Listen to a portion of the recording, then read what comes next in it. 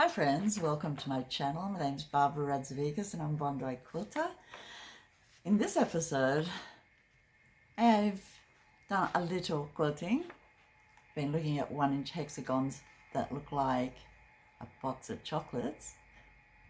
We'll look at that in a while, but I have done some knitting. And I love knitting, especially when, when I'm stressed or I just need to relax a bit at night. And I can see my knitting more than I can see my quilting. So in this episode, I think we'll talk mainly about knitting, but I usually talk about quilting and knitting, and that's what my channel's about. Thank you for everyone who comes to visit me, my subscribers, my friends, my old friends and my new friends. So welcome here and so pleased to see you. So let's have a look at what I have knit this week. And my projects for knitting only take 1 or 2 days because that's what I like to knit, except for jumpers that take me a week or 2. So the first finished thing is this fabulous GAP-tastic Cowl by Jen Quigley. And it's a free pattern and it's fabulous. I never thought it would turn out like it did, but it did. Here is the pattern. It's an old pattern from 2010, I think Jen made it, but it is lovely, and I made it with my very thick wool. I had 3 balls of it, and this is what I made. Isn't it beautiful? It's all moss stitch, but 9mm needles and very, very thick wool. So it's a cowl and it looks like a lot of work, but it isn't. It's just moss stitch and it goes really quickly. And there's only 131 stitches, and every time I came to the beginning of the row, it automatically changed from the purl to the plain. So colours are nice. Oh, there's a thread on it. Piece of wool. But yeah. So I haven't tried it on yet. I'm going to send it to my sister, I think, because she lives in a colder climate than me. But what a neat project. And it just flew along. This whole thing only took me 2.5 days to make. I love the colour, but it's not cold enough to wear it here. So that is my only dilemma with this beautiful cowl. I think it'll look lovely under or over an overcoat. It'd be perfect in a cool climate where it snows. So yeah, I have a fab present. So that goes into the gift box. The gift box is coming along quite nicely, I've got to say. And I do like making things for it because handmade things are so personal, aren't they? So that is my first finished thing, or my only finished thing really. I have started a beanie 3 times and it has not gone well. So we won't talk about it. I have purchased 3 or 4 patterns, I'll show you. First is the Petite knit. I want to knit this because I've knit like 35 Sophie scarves, and this is a Sophie scarf. I bought it from Morris & Sons in Sydney. That was different. This is a pattern that's set out really differently, isn't it? It's in a pamphlet. Dropped everything. Well, the patterns anyway. But yeah, I'm going to knit one of these. 1 or 2. I know a couple of people that would love this. And I think I'll knit it with mohair and another yarn, but I'm not sure. But I think it is a fab thing to make, especially as I've made all those Sophie scarves. The second pattern I purchased was a beanie pattern, really a tam pattern. I love making them. I love colour work, and I love doing 2 different colours on the one thing, but I have been trying to do 3, and it is tricky, isn't it? So I bought this one. It's from Tracy Doyle. Tracy Doyle in Scotland, and it doesn't have a page to show you what the pattern is. It just comes like this. And it was quite expensive, and you get coloured graphs of how to do it, and it's the instructions. But the whole, instead of having a nice paragraph on how beautiful the thing is, it's on saying how not to sell the pattern and not to sell the finished items. I'm not going to do that, but it could have been so much better, especially with a picture. I bought this one. This is by Jackie Rose. I love Jackie, such a lovely person. And I love knitting scarves, and I love stripes, so maybe not knitting the exact project in the pattern. It is a paid for pattern. All the things are paid for. But I do like how people set out stripes. I think setting out stripes is unreal. Like, there are about 5 million different ways you can do stripes. Have you ever thought of that? So I only bought 3 patterns. The next thing I have to show you is this fabulous colour. It came from a shop out west from me in Sydney. It came from Mudgee. I think it's Mudgee. It's out west anyway. And the Convent and Chapel wool shop it is. They sell online, and they have a very nice stock of all different yarns. And they send you this too, a bookmark, and also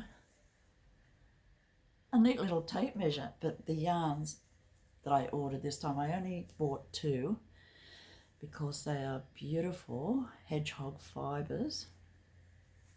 We love the colours in Hedgehog fibres. I love them. And this is Alpaca Boucle. Somewhat like mohair, but not. Aren't the colours just glorious? I'm going to make a big scarf out of them. I think they're just beautiful, and the colour is Gossip. And I've had Gossip in other yarn bases from this shop. The people who own the shop are really nice too, and they always send me a nice note, and their service is fast, and their prices are really good. So I recommend the Convent and Chapel wool shop. Thank you. So this is my only big purchase, I'd say, for a long time. What do you think about the colours? Love them. Now to find the exact right pattern.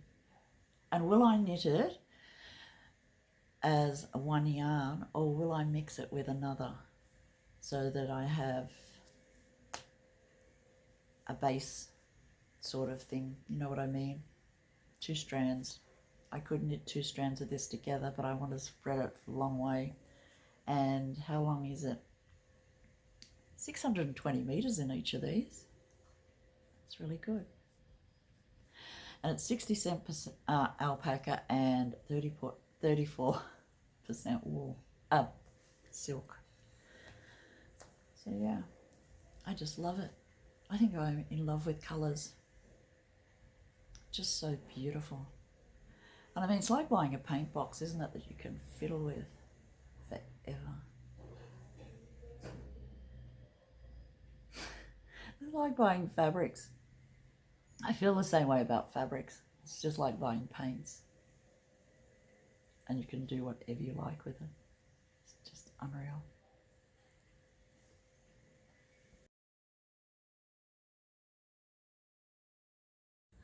I made these little 1-inch hexagons a fair while back when I had this beautiful fabric, chocolates. I have a box of chocolates and I'm going to make a block from Katja Merak's 52 blocks, hexagon blocks, with these fabulous, so realistic looking little chocolates. Aren't they so cute? They're very realistic and you could probably eat them. So we'll have a look at the pattern and then we will get to sew them together. In this episode we're going to have a look at these 1-inch hexagons that I've made a fair while ago, and I kept these separately in a little packet because that's all the fabric I've got left over from the chocolate fabric. So I'm not really even sure what the line is anymore, but beautiful.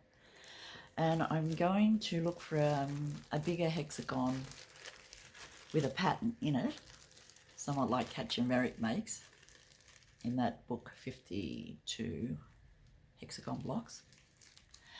I'm going to find one that I really love, and I'm going to use these probably with a black and some colours to go with it. It'll be a box of chocolates. So join me for that next. I thought I'd show you some of the exciting possibilities there are with 1-inch hexagons. I love 1-inch hexagons.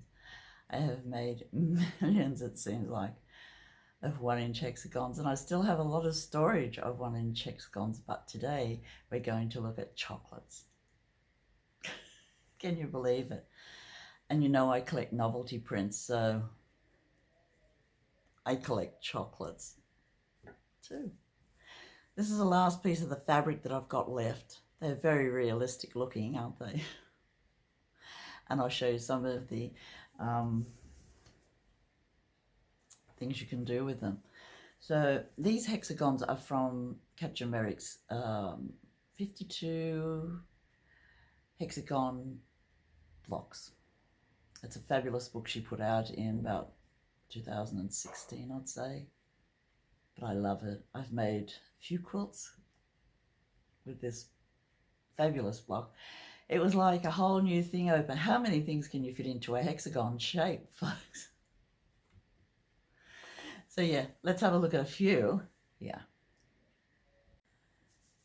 I've chosen a few of my most favourite blocks out of the book, and they're numbered, so in the corner is which number they are. I've got that one, this one,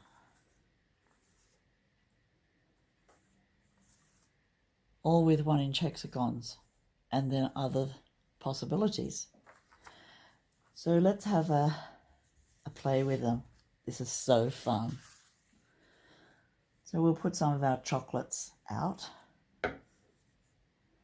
There are other pieces that have to be filled in, but at the moment we're just looking at the chocolates. And I need to sew up these because I would like to make them into blocks that stay as blocks. That's the first one.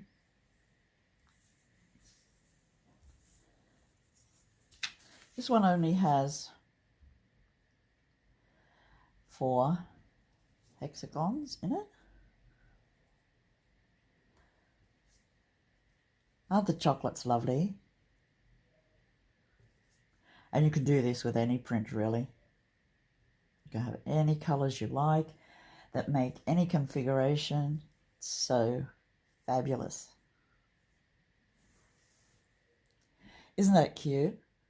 I have made an Australiana one with this hexagon.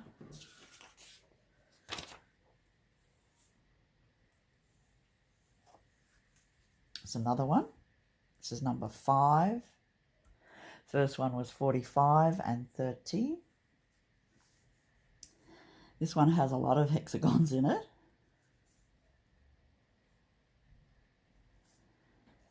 That's a fun thing, you know, you can just have a really nice exercise of how you would like the colours to go, and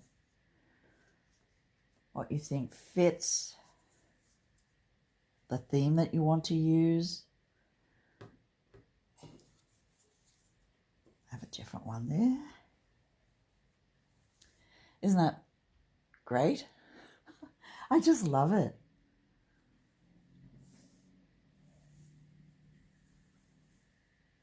And these hexagons, I take them, you know, you can photocopy them to print them to any size you like. This one only has one. And then with the outside of this one, it depends on where you put your colours and everything, will make different patterns. So,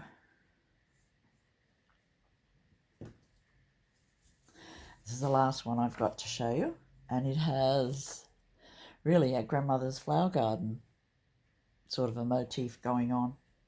It is a grandmother's flower garden with extra pieces to make a bigger hexagon. And you could have a different one in the middle. I really like this one. This is one of my favourite chocolates, especially with a hard centre.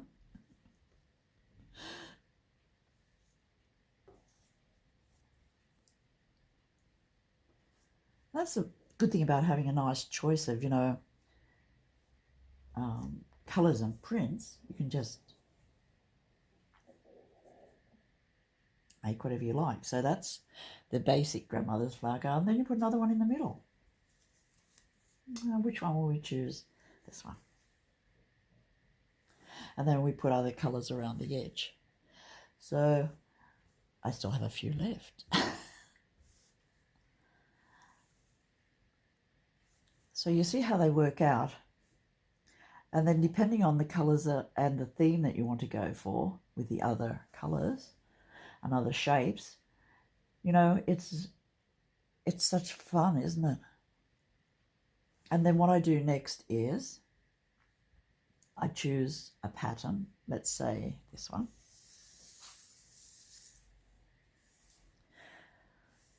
So it's a random choice. Let's say we choose this one. So I cut out all the pieces, but before I cut them out, I number them. So I would number the hexagons 1, 2, 3. Then I would number 1, 2, 3, 4, 5, 6. And then I would number 1, 2, 3, 4, 5, 6. And then I would cut them out. I would write the numbers with a pen on the shapes. Then I would cut them out because this is the template. Cut them out, cut all the shapes out, and then English paper piece them together. You can see I've English paper pieced these. I like thread tacking. It's just my preference. And once you've got all your pieces cut out and English paper piece to this, you can put it back together again as long as you've got your numbers on the outside. So I would cut it like this. I would have that, and then I would have the numbers showing on the front, and then I could look at my original template and I would not get confused, because we don't want to get confused with placement, especially with little tiny pieces. If we've got a directional print, it's really handy to know which numbers you're going for, especially in something like this with little pieces that make a star. Yeah. So what I'm going to do is I need to use these chocolates up, and I'm going to make these blocks up, and hopefully they will form a bigger quilt.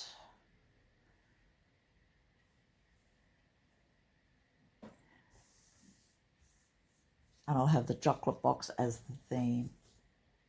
I think it's a lovely theme. We all like chocolates. Well, I love chocolates, but I don't eat them all the time. I like it. A box of chocolates could last me 3 months. I keep them in the crisper in the fridge, but I don't know if that's the best thing to do, but, you know, they just last a long time. And I only have one occasionally when I'm desperate. But yeah.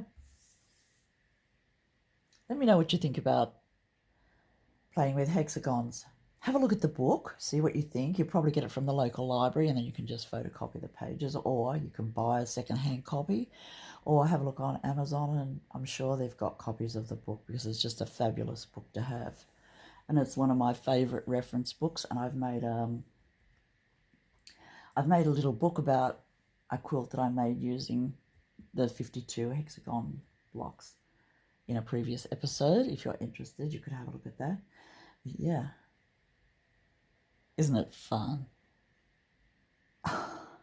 I'm going to connect them together with whip stitching with black Gutermann's thread, quilting thread, because I like sewing the hexagons together with quilting thread more so than just sewing cotton. I think the quilting thread doesn't knot as much, rarely ever, and I can have a long string of it, you know, like a meter, and yeah, that's just me, friends.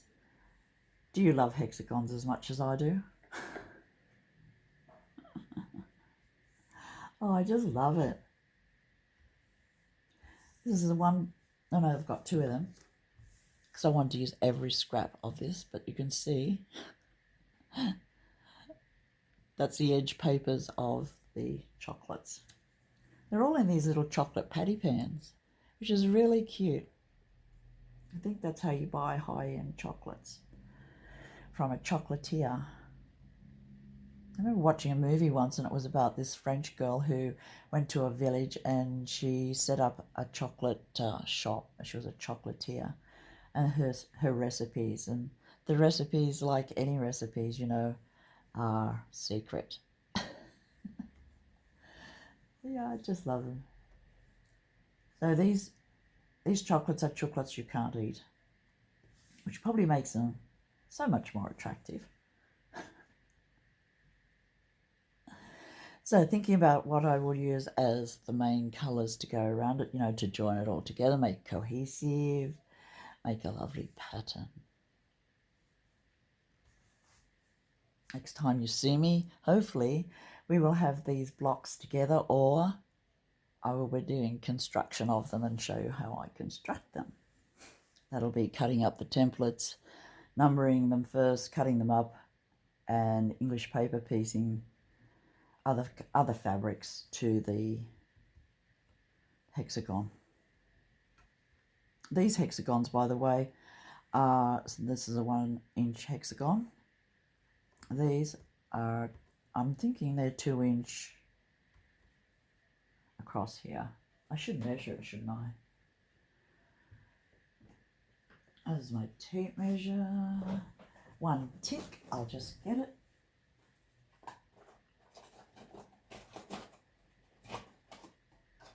So I like enlarging my hexagon template to 200%, I think. So let's have a look. 3-inch. So we measure our hexagons by the side edge, and these are enlarged to 3 inches. So you can see I can't judge 2 inches. That'd be tinsy wincy. But yeah, 3-inch hexagons I've blown them up to. And that way you can fit in fabrics that, you know, that have prints on them that you would like. Oh, I love it. This is one of my favourite things to do, is play with hexagons. And as a quilter and someone who loves hexagons, someone who loves hand quilting, someone who loves hand piecing, these are just so fabulous. Let me know what you think. Am I bonkers? Or slightly? That's all for this episode, friends. Thank you so much for joining me. Do love visiting you and you visiting me with comments. Thank you everyone for your lovely comments from my last episode. I do love hearing from where everyone is from. So interesting, isn't it? All over the US, UK, Europe. It's unreal. Just love it. My New Zealand friends, I need to hear from you too. So yeah, so that's it for me. I haven't been on top of everything this week, so everything is starting to settle down. I am so happy to say thank you for everyone who wished me well too. Yeah, that was an episode that has ironed itself out. I had a CT scan yesterday, that was Wednesday, to just make sure, you know, after the big operation that wasn't anything serious or anything, because I had a pain in my side, and stress gives me a pain in my side, and everything is clear. So I am so happy, and just, you know, when the stress just leaves you and you think, oh, thank God for that. Well, that's how I feel. And so I am so happy to have friends here too on my channel. I don't have that many friends. I have like 5 friends. But people I love, I have a lot. So, and you're one of them. So I'll see you soon. Bye, friends. Don't forget to like and subscribe if you like this type of content. Usually it's more about quilting, but sometimes it's more about knitting. So yeah, that'd be great if you push that button. And also there's a hype button. Try that out, because I don't think any of our phones do it here in Australia, other than if I can do it for other people in like the UK. So try it out on my channel and then tell me, and I can see if it has done anything. That's just exercise, I would say. Thanks, friends. Thank you so much. See you soon. Can you hear that racket in my backyard? That's in the giant banksia tree. There is a big racket. I wonder what they're saying. Probably somebody is trying to take over somebody else's place in the tree. A lot of the flowers have gone now, so it could be that. But I think it's going to rain again. It's a big noise. I can't even see what sort of birds they are. It could be... It's probably minor birds, but it could be eastern rosellas and minor birds. Oh, there's something else there too. Yeah, you can hear the different voices in the tree. It's interesting, isn't it? And nearly all the flowers have gone from the jacaranda. They're all on the ground there in a carpet. Soon the frangipani will be out, and there is a nice southerly breeze. It's beautiful. It's nearly the end of spring. I'll leave you with that sound. Sydney, Australia.